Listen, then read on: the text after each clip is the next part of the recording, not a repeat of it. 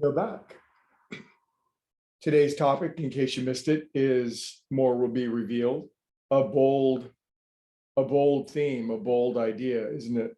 More will always be revealed. And yesterday I discussed one of the primary principles behind it. Behind it is that perhaps greatest of all spiritual principle, metaphysical, psychological, energetic, scientific principle is that when you ask, you receive. When you inquire, it's revealed. When you knock, a door is opened. And it's representative that where consciousness, which is what we're points of consciousness. When we aim ourselves at something, it reveals itself, more shows up.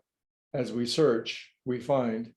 And to me, it seems very much perfectly in line, aligned with evolutionary principle. Evolution is always pushing species forward into new iterations and new developments and new improvements.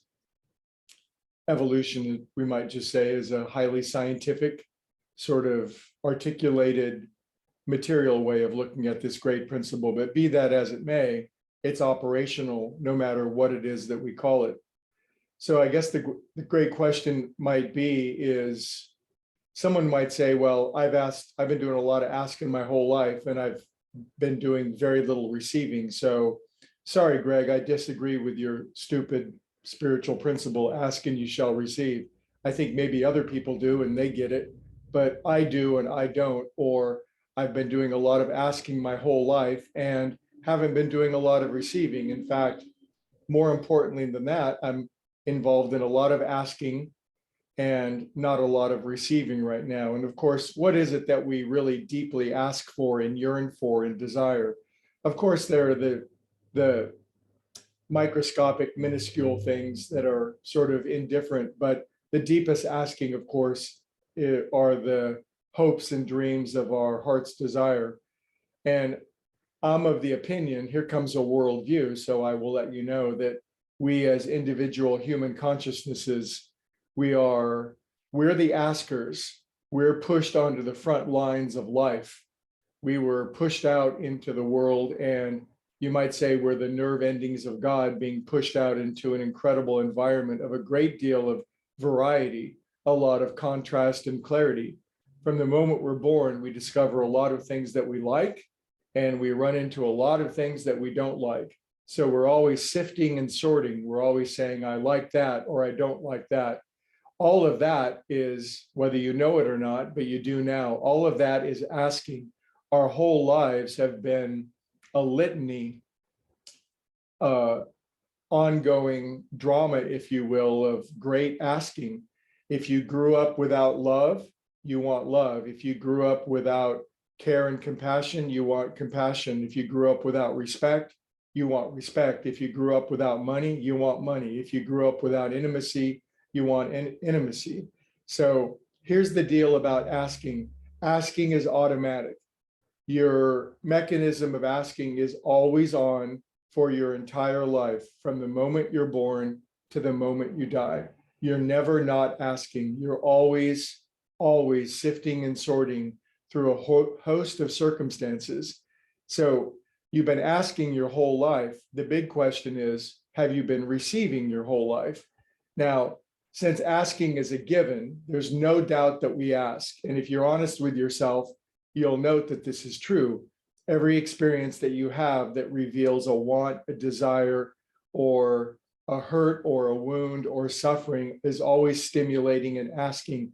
If you're suffering, you're asking and you're wanting for the relief of suffering.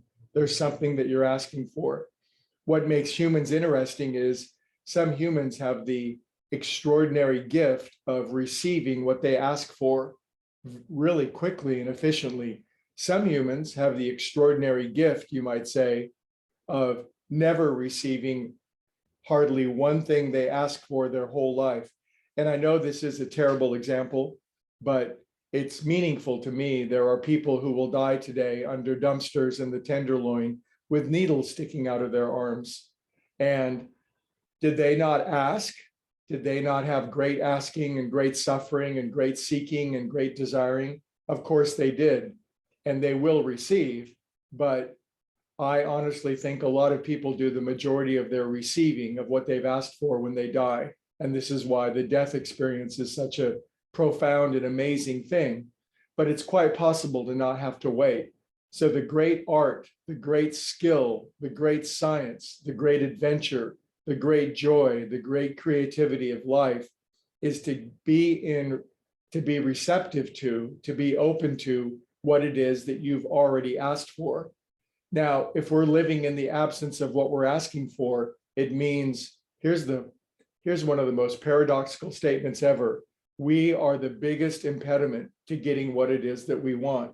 Say we grew up without love, we might live in that condition of feeling cut off or estranged or isolated our whole life. We harbor so much of that feeling, so much of that echo inside of us that there's never room inside of us. So today is the day of realizing of how much asking you've been doing your whole life, and then to honestly ask yourself and to see if it's revealed what it is that I'm harboring within myself that's actually obstructing or impeding my own receipt of what it is that I'm asking for. And this is what humans are really good at. They're really good at asking, and they're really bad at receiving in many cases.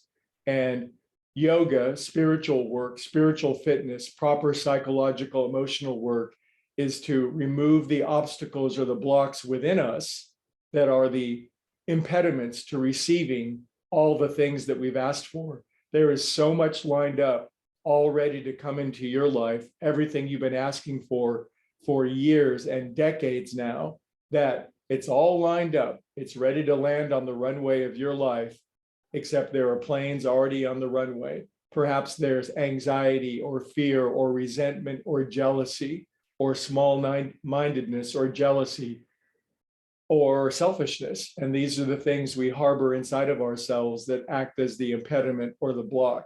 So today's message is, you're always asking. Today's message is, let's learn to receive. And when we meditate, it's our number one tool. We let down the walls, we quiet ourselves, and in that condition, we come into ever greater conditions of receiving. In other words, we get the daily download that we need to move forward and evolve. Perhaps we'll change the great prayer from give us this day our daily bread to give us this day our daily download, because a lot of people don't eat bread anymore, but everybody needs their download. May you get yours. We'll continue with this topic. It's a spicy one, isn't it? And keep asking, but make sure you keep receiving. I'll see you tomorrow.